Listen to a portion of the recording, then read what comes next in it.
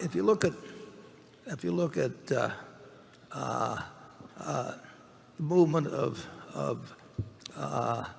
traffic by ton miles,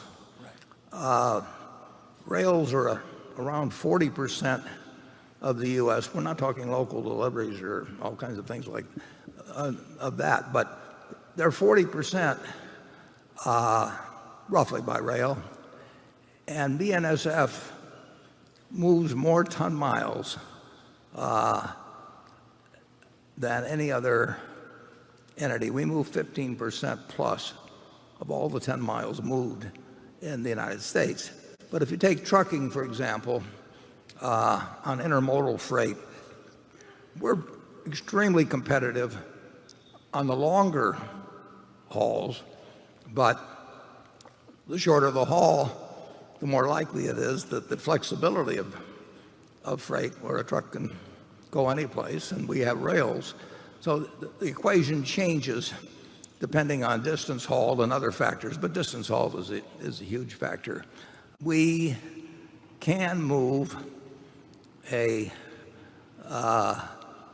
ton mile with 500. We can move 500 plus ton miles of freight for 1 gallon of diesel, and that is far more efficient than trucks. So the long haul traffic and the heavy traffic is going to go to the rails, and we try to improve our part of the equation on that all the time. But if you're going to transport something 10 or 20 or 30 miles between a shipper and a receiver, and you're not going to move that by rail. So I don't see any breakthrough like you're talking about. I do see us getting more efficient year by year by year, and obviously if trucks, driverless trucks become part of the equation, that moves things toward trucking. But on long haul heavy stuff, and there's a lot of it, you're looking at the railroad that carries more than any other mode of transportation, and BNSF is the leader. Charlie? Well, over the long term, our questioner is on the side of the angels. Sooner or later, we'll have it more electrified.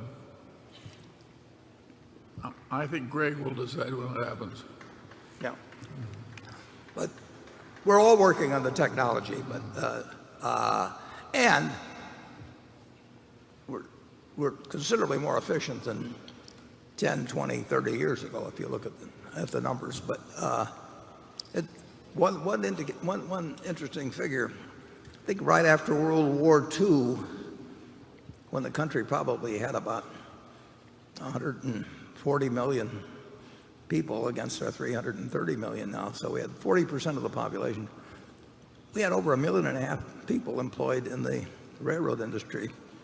Now there's less than 200,000, and we're carrying a whole lot more freight. Now there's some change in passengers, but the efficiency of the railroads compared to and the safety compared to what it was even immediately after World War II has improved dramatically.